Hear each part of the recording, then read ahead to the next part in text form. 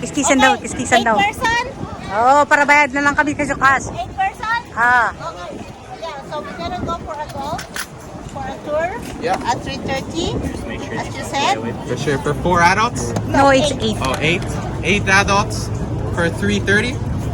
Yeah. Alright. Babayaran daw niya, oh. Maraming perang aming manager. I can give you guys 10% off. Yoo-hoo! 10% off! Perfect!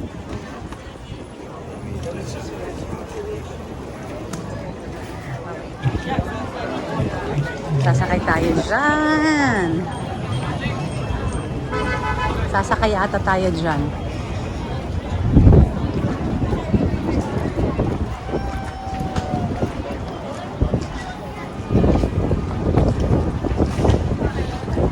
Ang daming nakpila dun, no? Taxi kasi to papuntang Center Island. Saan daw tayo dyan? Eh, dito kami sasakay, oh. Sa bubong tayo, sa bubong.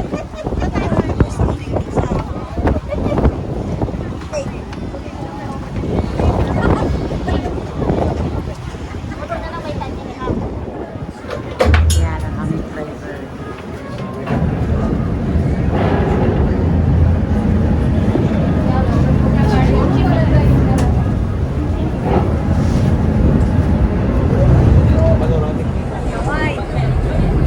Ay, mga asawa namin sa likod.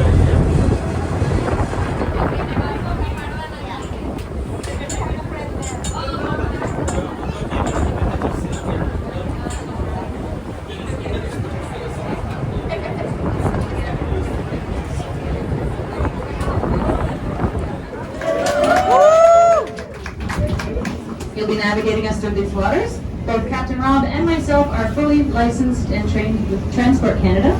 We have first aid, we have our medical, our marine emergency duties, and I do have a couple of legal safety things to get out of the way before we go ourselves inside the boat. Now, as that's out of the way, we can start our tour of places to be in Toronto in the summer. Nice and cool down by the water, lots of restaurants, great places to eat. But it must know that it didn't always look like this. For many, many years, Toronto was actually an industrial port town. And that meant over here was a lot of pollution. There were slaughterhouses, factories, trucks, trains, a lot of industry. And nobody really wanted to spend time down here. It was kind of gross. So in 1974, we introduced the Harbourfront revitalization project. That's just a big fancy way of saying we packed up all of those stinky, smelly factories and shipped them off to Hamilton, Ontario. Thank you, Hamilton. You can see some relics, and it's a nice, cool place to go if you're heating up. Does anyone want to hazard a guess as to what this red building was used for in our industrial past? Power plant is right. There's no trick questions on this tour today. Make it nice and easy. So you'll notice there's no smoke coming out of that big smokestack. And that's because it was decommissioned in the 1980s.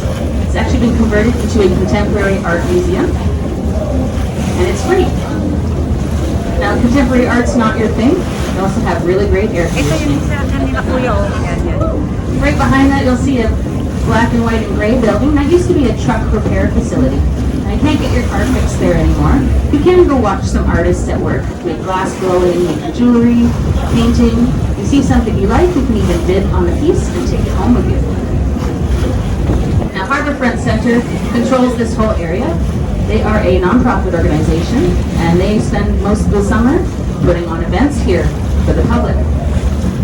As you can see, they're setting up the stage for a concert tonight, and those are all usually free to the public to attend. You can have movie nights sometimes.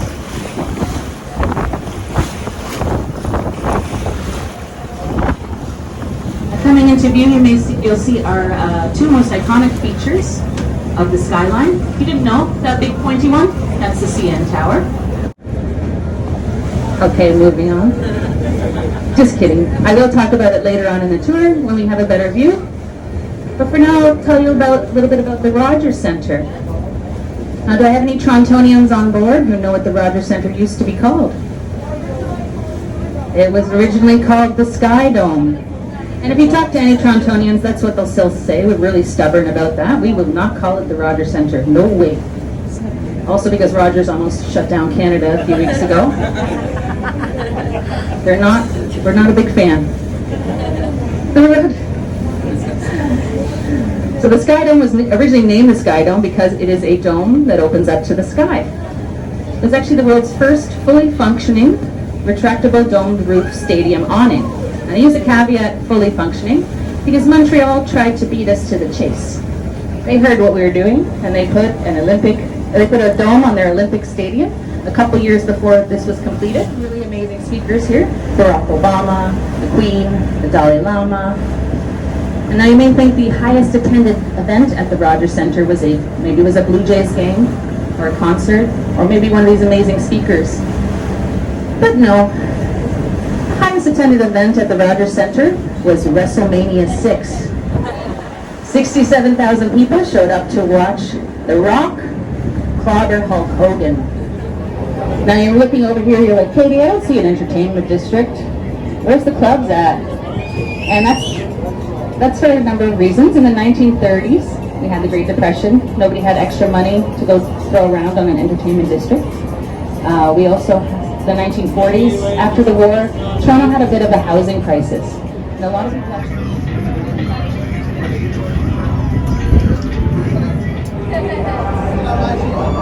We're on a boat too.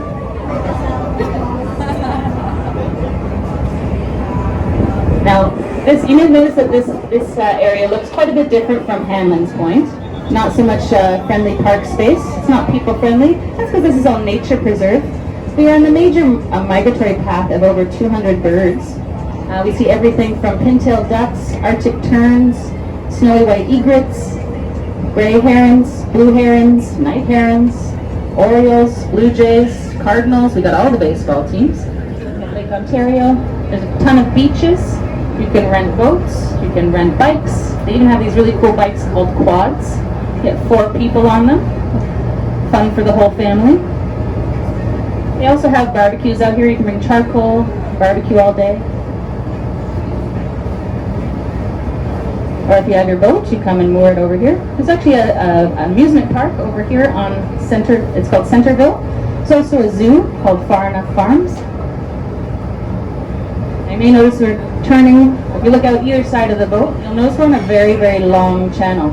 This is actually called Long Pond. We're very obvious with our naming here. And that's because this has actually been straightened to be a regatta course for flat water boat racing. And that red stairs over there, that's actually a grandstand. So they'd set up the course with that as the finish line. People would hustle down here in their boats for that photo finish. We're on a boat too. Yay! There's another way you can stay on the islands, and that's to live aboard a boat. As we come around the corner, we'll start to see some funny looking boats. This is the Toronto Island Marina. It's actually where I spend part of my summer. I love it here. You see these funny buildings here? These aren't actually buildings, they are houseboats. They're on floating pontoons.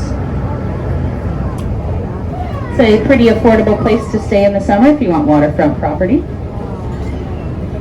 You can get a slip here for around $600 to $1,000, depends on the size of your boat. You do, of course, have to buy a boat.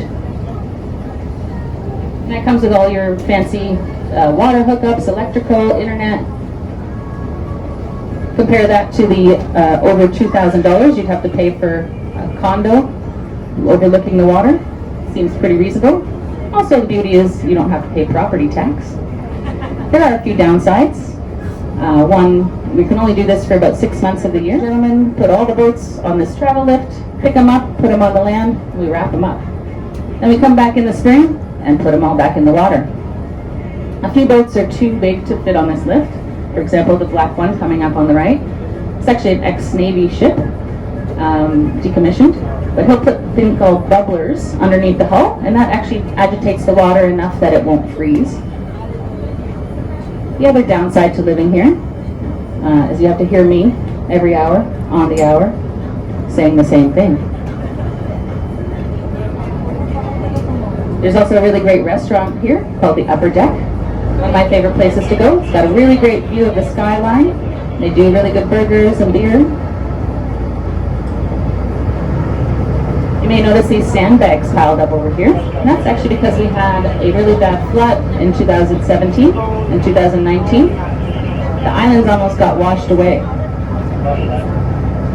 So we're still recovering from that period, slowly rebuilding things and cleaning it up.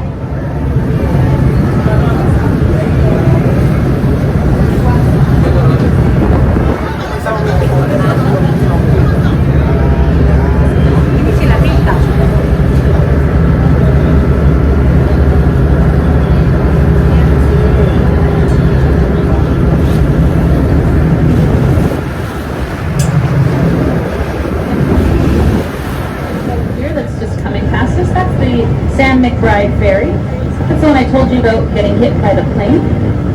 As you can see, it's still fully functioning, looking great. It's taken about 700 people over to the island right now.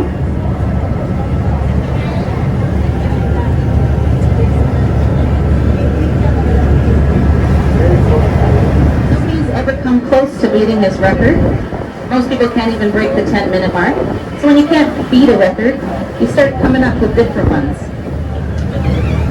Coming out here on the right, you might see this factory-looking building. And you might say, Katie, I thought you said they shipped all the factories over to Hamilton. Well, they allowed this one to stay. This is the Red Path Sugar Factory, and they refine sugar here. If you had sugar in your coffee this morning, very likely came from this factory. Now, it doesn't pollute. That's why it's allowed to stay. It does give off a little bit of an odor. Kind of smells like burnt molasses. And it puts out a little bit of sugar water. That's why I think Torontonians are so sweet. What do we put next to a smelly factory? We put luxury condos. And we build a wall. The Toronto Star. In the first two comic books, it was actually called The Daily Star. And he based Metropolis on the city of Toronto.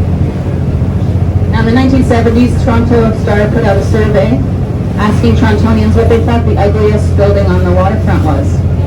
I think they thought people were going to say Red Path. But Torontonians cast their vote and actually said it was the Toronto Star building. We just passed by the Jack Layton Ferry Terminal. This is a great way to get to the island. They'll go to one of three spots. They go to Ward's Island to find your island sweetheart. They'll go to Center Island if you want to go to the amusement park. And they'll go to Hanlan's Point if you want to go to the nudie beach. It is insane.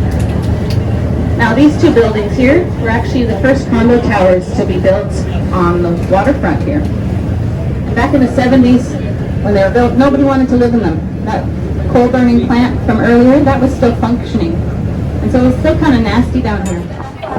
Tapos na yung aming tour. It's an hour tour.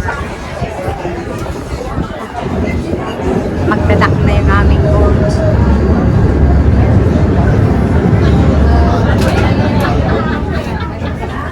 Pwede na yata dyan tayo lalabas ha.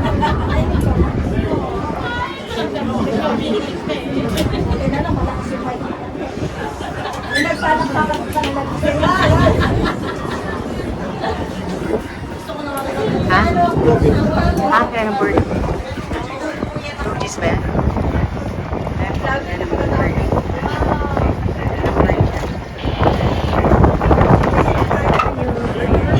Malabas na. We're done. We're two. Kagigising ni Ate Sonia.